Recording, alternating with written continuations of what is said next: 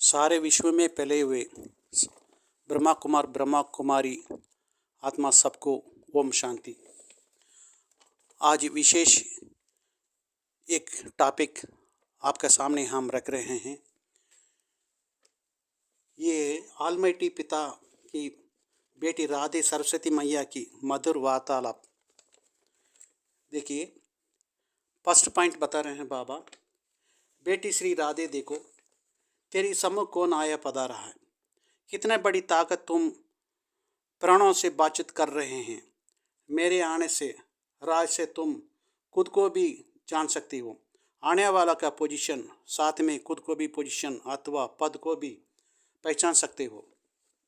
हे राधे बेटी, इस विराट ड्रामा के सभी पार्ट टेस्ट देने वाली बनी हुई हैं। इस खेल को चलाने वाला खुद रचना का मालिक है। अवश्य वही तो चलाएंगे ना। वह चाहता तो सेकंड में इस ड्रामा को रोक करके फिर शुरू कर सकते हैं, परंतु करता ही नहीं, क्योंकि ईश्वर को भी इस साधारण रीति से करते हुए चलाना पड़ता है। स्वयं सर्वशक्तिवान निराकार ईश्वर साकार में है, परंतु साधारण वेश में यही ही है भूल भुलैया का खेल है। जिसको जो जाने वही जानी जाननहार, जो ना जाने वह अनजाना जाननहार होते हैं। बाबा कहते हैं, तीसरी पॉइंट बोलते हैं, बेटी राधे, मैं अंत में अशरीरी संप्रदाय का विनाश करने अर्थात कालों का काल रूप धारण करता हूँ और अपने प्रिय देवी वत्सों को विजय करने का अर्थ लाइट ड्रेस पहन मीठा मनोहर कृष्ण का तेजस्वी रूप दिलाता हूँ। चौथा पॉइंट बताते हैं, ये यज्ञमाता द्रौपदी प्रिय वत्सों को यह सहन करने का मार्ग भी आवश्यक तय करना है। मैं चाहूँ तो मेरी अति प्रिय वत्सों के लिए इस सहज मार्ग को भी बना सकता हूँ।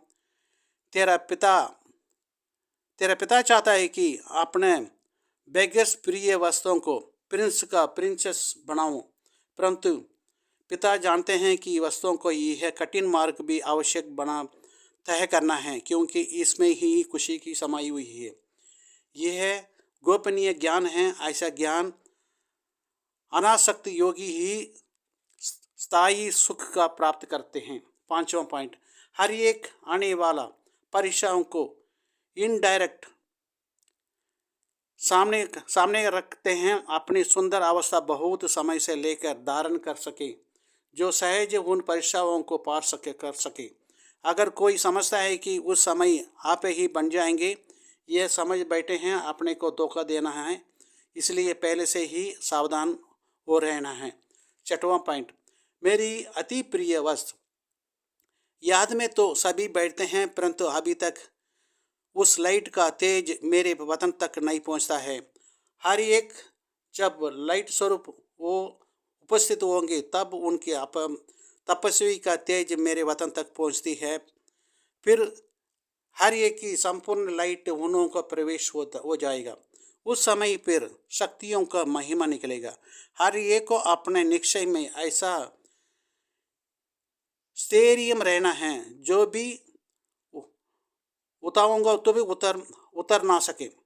हर एक प्रिय वस्तु सब अपनी ही ज्ञान मस्ती में रहें, तो कोई भी उनको नीचे उतार नहीं सकती। सातवां पॉइंट, ये शिरोमणि राधे शक्तियों का ज्ञान योग बल में और मुख्य ज्ञान मुरली बनाने में तैयार रहना चाहिए। हर एक शक्ति को अपनी एक रस ईश्वरीय दृष्टि को सबको निहाल करें। अपने मधुर वाणियों से वश कर पहचान देनी है कि मैं कौन हूँ और मेरा पिता कौन है। ऐसा ब्रह्मा भगवान प्रत्यक्ष हुआ है, जैसा इस अंत में निश्चय डेविल वेल्ड का खलास और डीटी वेल्ड में परिवर्तन होना है। आठवां पॉइंट, ये यज्ञ माता द्रौपदी अभी हर एक की अवस्था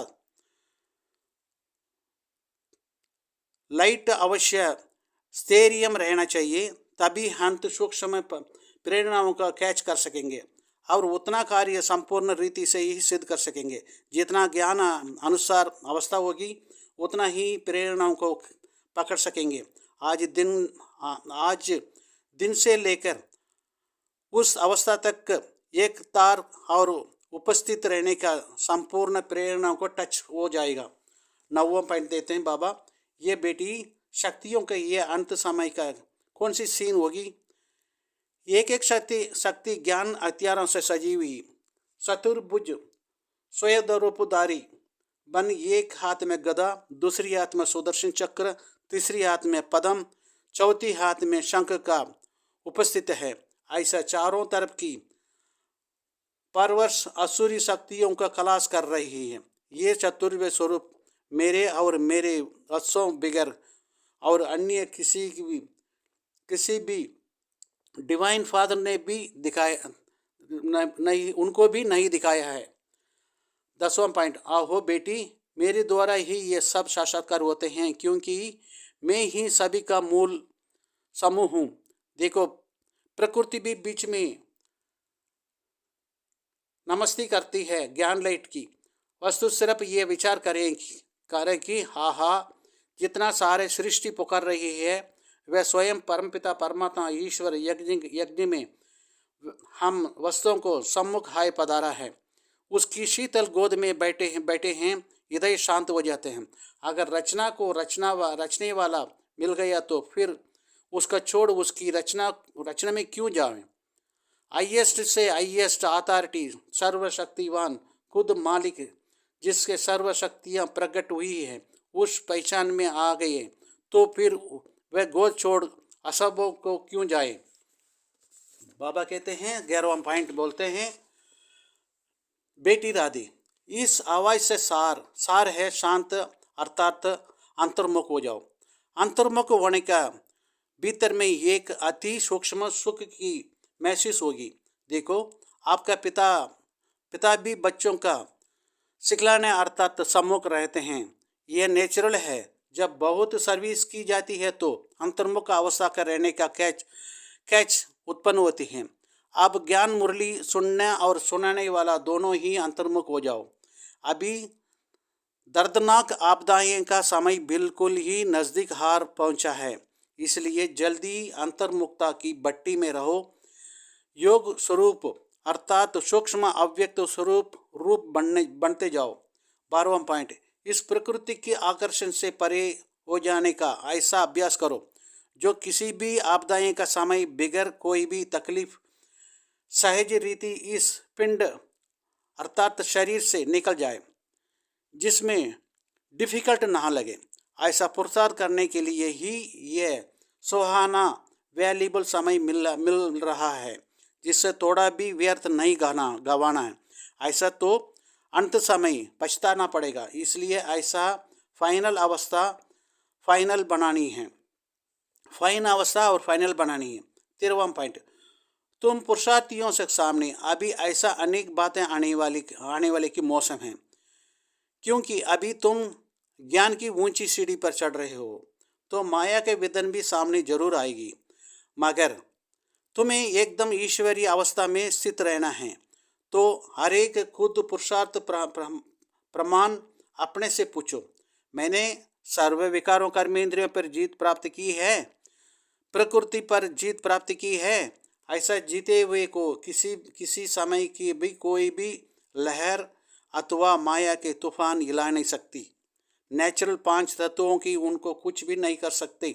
अब बताओ, ऐसा अमर खुद जीवात्मा ही बन गए हो।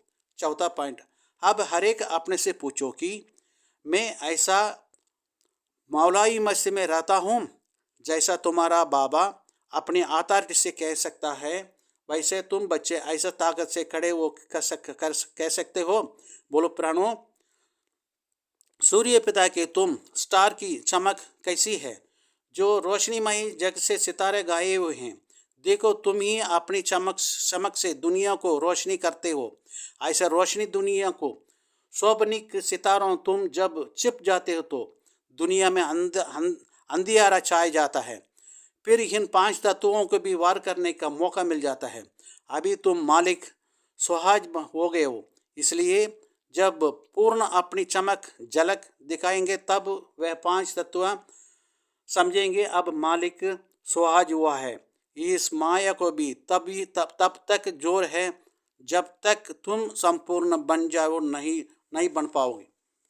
15वां पॉइंट, तुम प्यारे वस्तुओं को अब इस ईश्वरीय ज्ञान का धारण कर अपना हृदय अति शुद्ध प्योर बनाना है।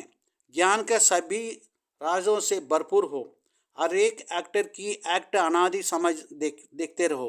भले कोई अपने प्रति व्यर्थ बोले, मगर उन महावाक्यों को भी एक्शन को एक्सचेंज कर अपवित्र को पवित्र वाला बनाओ।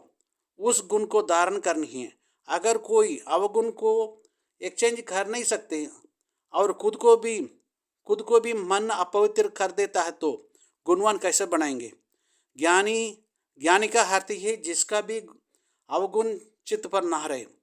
अवगुण को गुण रूप में उठाए धारण करो। जब इस रीति अवगुणों को विनाश कर सर्वगुणों का धारण कर अपना हृदय अति निर्दोष और पवित्र बनाने का पुरुषार्थ करेंगे तब तुम सबको अति प्रिय लगेगा। 16वां पॉइंट देखो, आपका पिताश्री जिसका आगे सभी बच्चों का अवगुण प्रत्यक्ष है, परंतु उनके ईश्वरीय हृदय जितना शुद्ध रहता है जो कोई भी बात उनके चित्त पर ठहर नहीं सकती, क्योंकि पिता जानता है मेरी बच्चे असुरी अवगुणों को छोड़ दैविक गुण धारण करने का अर्थात परिश्रम कर रहे हैं, इसलिए कोई भी अवगुण उस चित्त पिता के सागर के समान चित्त पर नहीं ठहर सकती। जैसा सर्जन पेशेंट की व्याधि को खलास करने का अर्थ निमित्त बनते हैं, वे अपने सर पर किसी के व्याधि नहीं रखते हैं, वैसा ही अपना पिताश्री हाईएस्ट वर्ल्ड सर्जन अपना चित्त पर किसी का अवगुण कैसा धर सकता है। तुम हरेक रत्नों का हृदय का इतना निर्दोष और पवित्र होना चाहिए। अच्छा, ओम शांति।